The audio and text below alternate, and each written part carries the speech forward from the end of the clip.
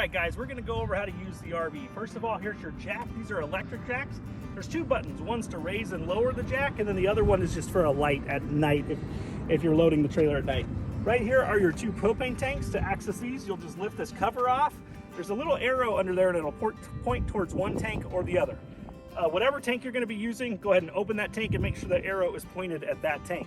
Hopefully you don't need to worry about anything, but the battery, if you ever need it, is located right behind here. There's a large storage area. To access that, you'll just go in here, and then it's a pass-through, so on the other side you can access the same storage area. Every corner has a little stabilizer jack. They are not levelers. All they do is they come down, they touch the ground, they just make the trailer less wobbly when you're walking inside. Don't try to lift the trailer up off the ground or anything like that. It just makes it stable for you inside the RV. We have a large awning on this guy. This comes out, there's a button inside. I'll show you how to use that when we go in there. Just remember, if it's windy, rainy, anything like that at all, you want to make sure this is closed. We recommend that you, if you're using this, make sure you're sitting underneath it. If you're not sitting underneath it, have it closed. You don't want to go for a hike or something and then the wind rips it off. It's like a giant kite.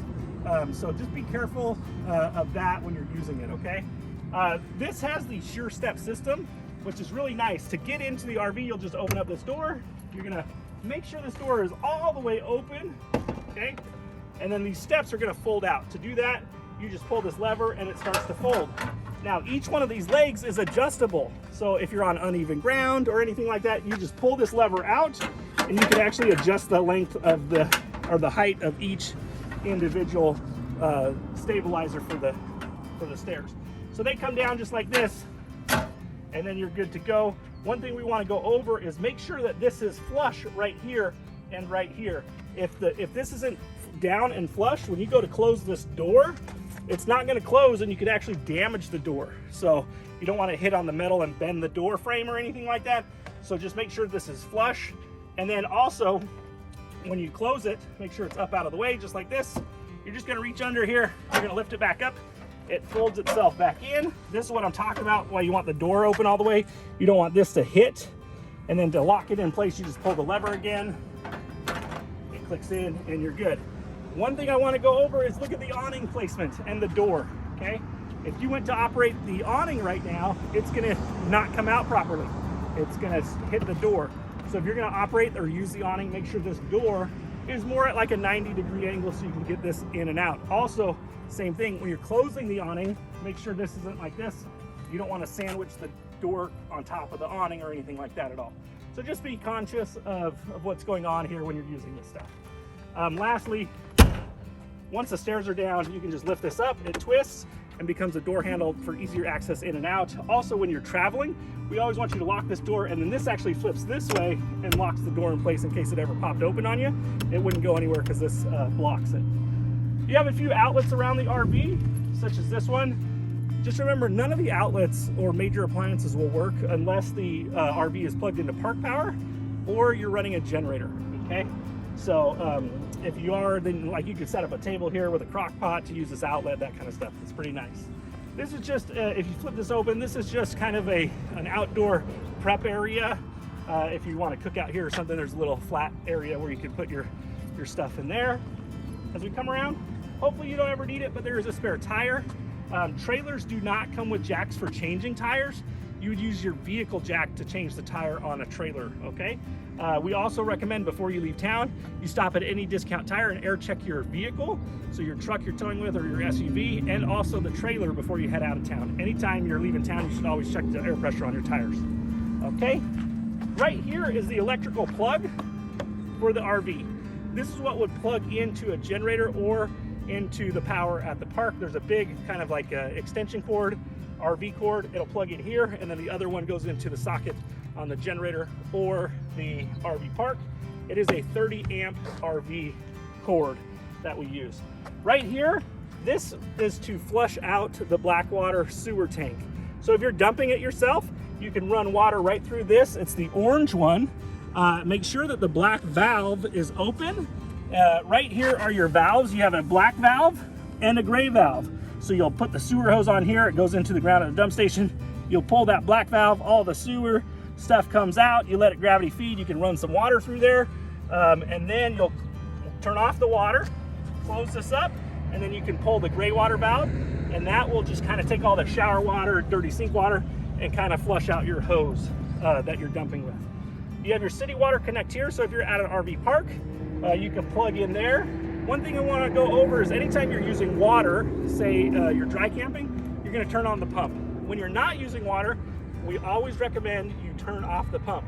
Don't leave it running when you're not, don't leave the pump on when you're not using the water. You don't want to go for a hike and then you had water pressure on and say you got a leak. These lines, this isn't really, they're great, but it's not as good as your house water lines. So they're plastic lines, plastic fittings, water will drip, that kind of thing. That's normal. Just so you don't want to like just leave all your pumps on all the time. You might get some water spilling out or something like that. Say a line broke when you were out hiking, you come back, the trailer will be flooded. The same thing would happen if you're at the RV park with park water coming in. You want to turn off the water at the spigot if you're going to be leaving the trailer. So you don't want to go off for an expedition for the day and leave your water on and then come back. Maybe you left the bathtub plugged and the water was running. You didn't realize it. Now your RV's flooded. So just make sure you're sensitive to your water and the pumps and the water pressure.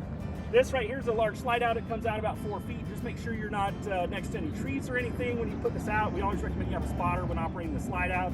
Same thing when you go to close it. Make sure there's no branches or anything. You shouldn't even be next to a tree or close to them. So there shouldn't be branches up there. So just be careful. One other thing we always want to go over. This is a really nice RV. We know you're going to enjoy it. What we don't want you to do is take this into an area you shouldn't be in, okay? If you're going hunting or something, don't try to get it back into the woods or anything. Like, you know, the Arizona pinstriping stuff people get on their trucks. If you're doing that to the trailer, you're in the wrong spot. You need to make sure you're in a camping area. It shouldn't be going out in the wilderness somewhere weird like that. You shouldn't have any scrapes on the RV.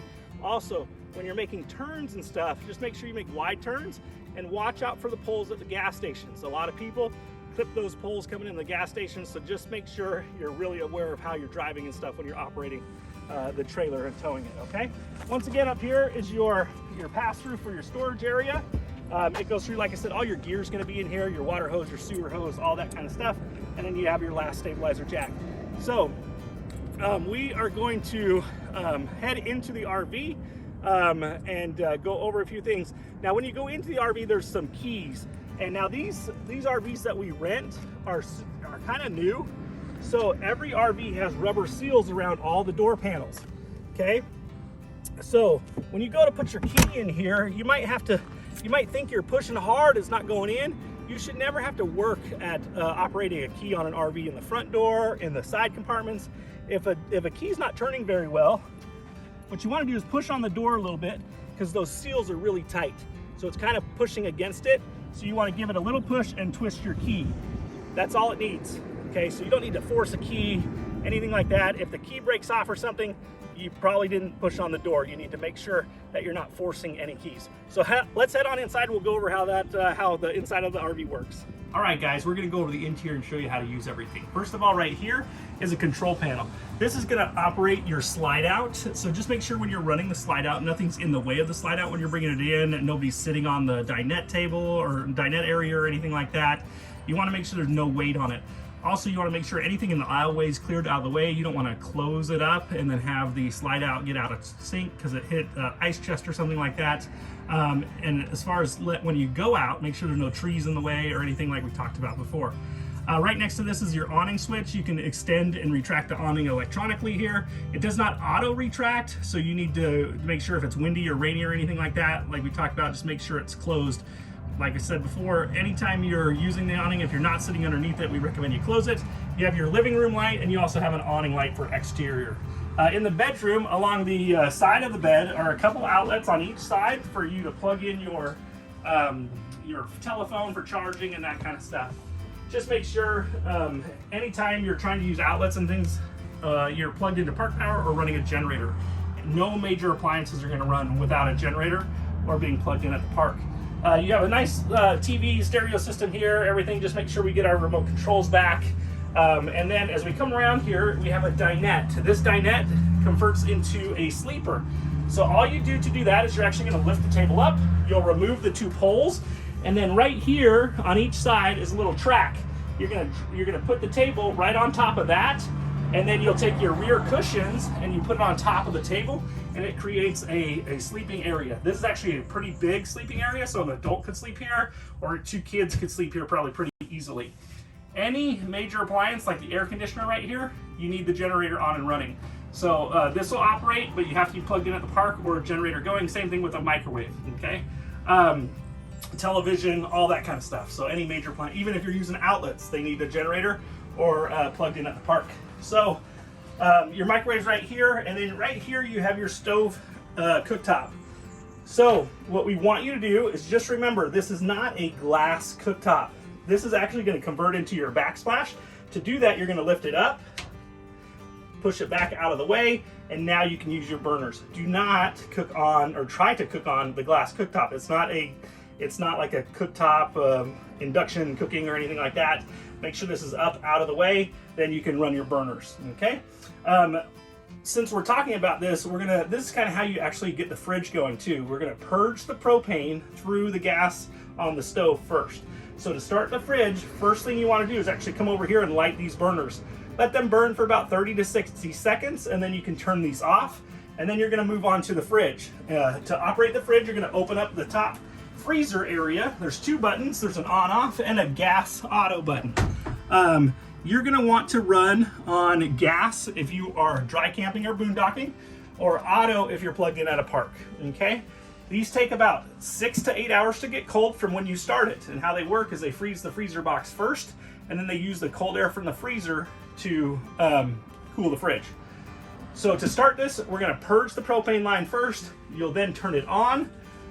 If you open up the bottom one here, you can actually listen and you'll hear a clicking sound. It'll go click, click, click, click, click, and then you'll hear a burner light. It'll go. We recommend you go through this process twice when you first start it. That way you know that it's all the air's out of the system and it's just burning pure propane. So get this going. Wait about 30 to 60 seconds after it's lit. Turn it off. Wait another 30 seconds. And then just turn it right back on. You should now hear like 1 or 2 clicks, and then you'll hear the burner go right away. So the first time around, like I said, it usually takes about a minute for the burner to kick in. On the second time, it should be about 10 seconds.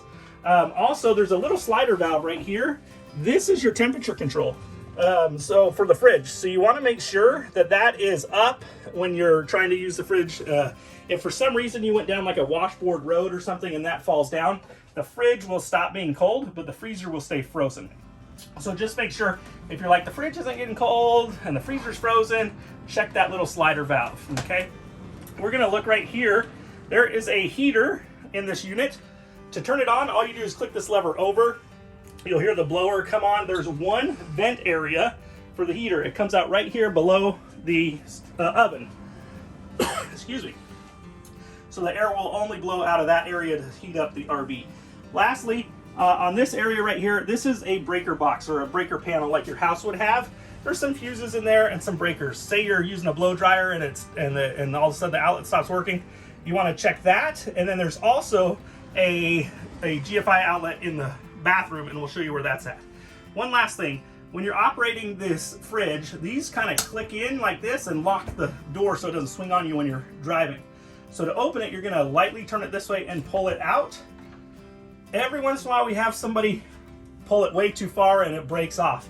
Usually it's a teenager in the house. So just make sure you're careful with these. These cost about $50. So if you guys break it off, unfortunately you're gonna have to replace it. Just be light and gentle with the door handles, okay? You have a nice couple bunk beds here, and I'm gonna send you into the bathroom area. You have a foot flush on the toilet. So to operate the toilet, you're actually gonna just use your foot. It's a little pedal you push down on. Just remember to flush for about 10 seconds to make sure you get enough water so you don't clog up the tank. And then on the back side of the toilet, right behind it, is your water pump button. And then you have a couple gauges here. One says fresh water, battery level, black water. These are just tank levels. As you push the button, this other side on the left is going to light up and tell you how full or empty those tanks are. Just remember that these are just guides. They're not 100% accurate. They can give you an idea where you're at, but they're not always 100% accurate. And then right below here, you have your hot water heater. To click that on, we usually recommend you just use the gas one. It takes about 5 to 10 minutes to heat up water, and then about 5 to 10 minutes between showers. We're really excited to have you guys come visit with us and use this RV. This is one of our most popular RVs. So if you have any additional questions, we can go over those when you pick it up, and we'll see you soon. Thanks.